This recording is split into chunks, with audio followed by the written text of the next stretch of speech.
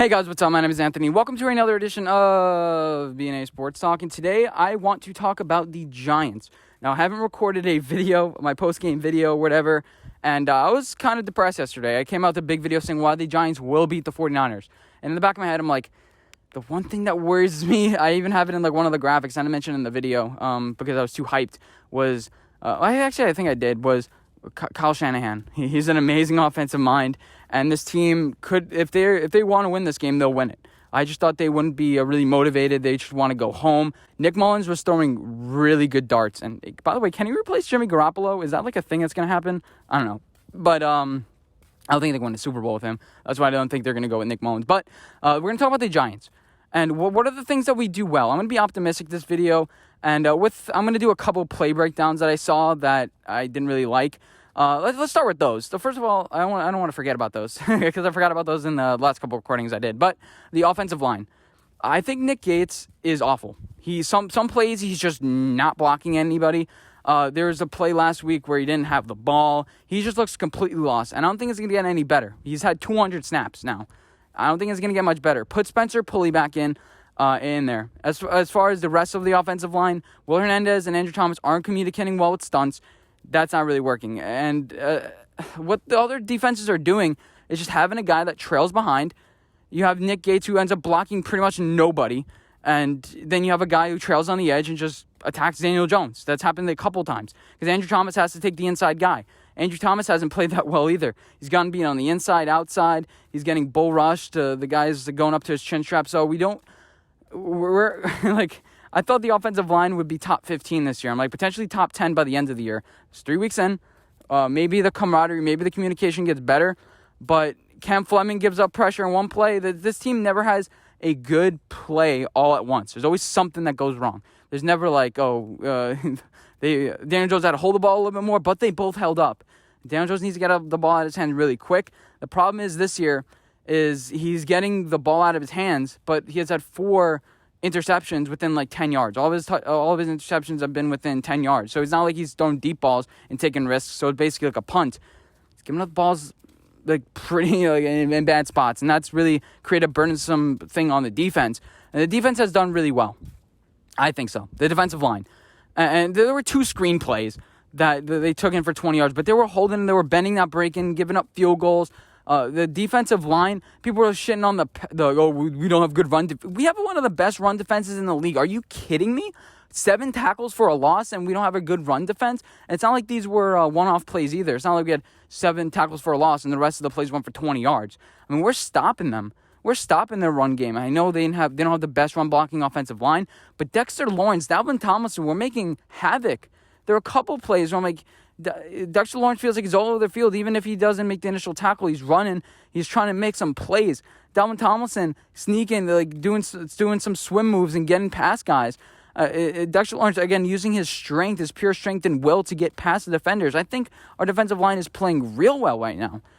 Top 5 in the league. Are you kidding me? I think we just need a good edge rusher. Lorenzo Carter has showed some flashes. I'm really starting to like this guy. O'Shane Ximines, it doesn't seem like he's big enough. It doesn't seem like he's agile enough. It seems like he's an awkward runner.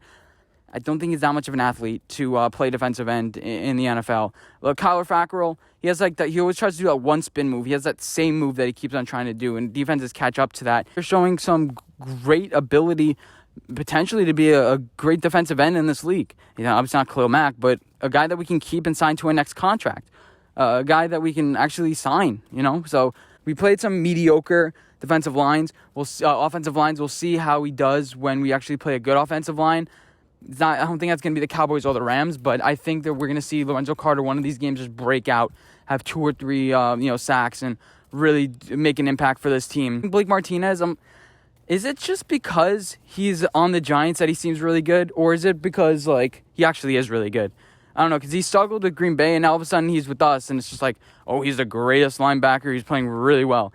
Is that like a bad thing for the Giants? Like, we think that he's amazing, and Green Bay's like, yeah, we can get rid of this guy. He's kind of nothing, and Green Bay's 3-0, and we're 0-3.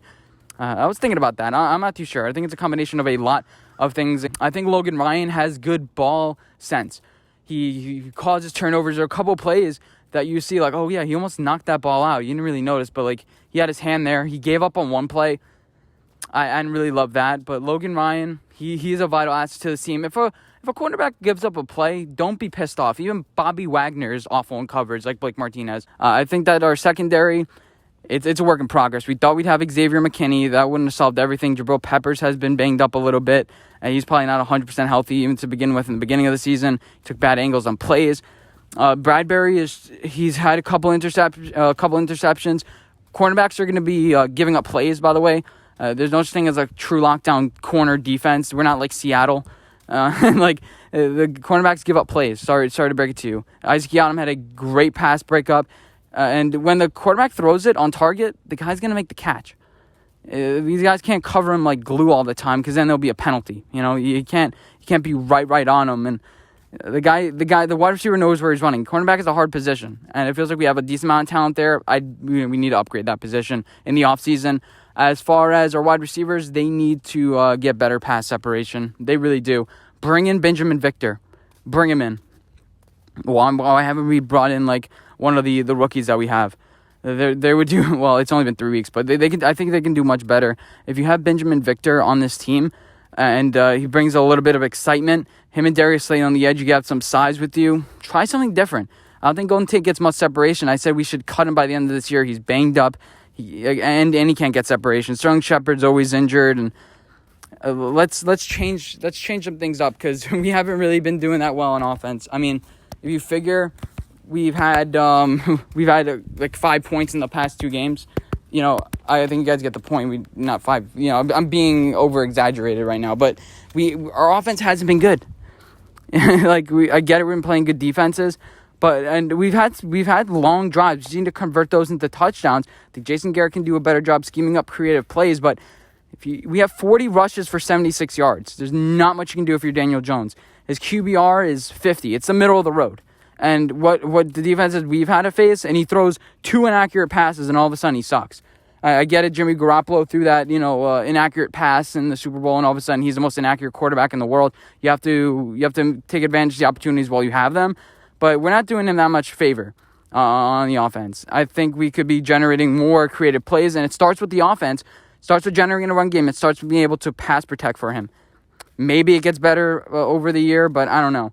I'll probably detail a little bit more about the offensive line. I just have an assignment that I need to do tonight, and I've already spent like 30-40 minutes trying to record this video.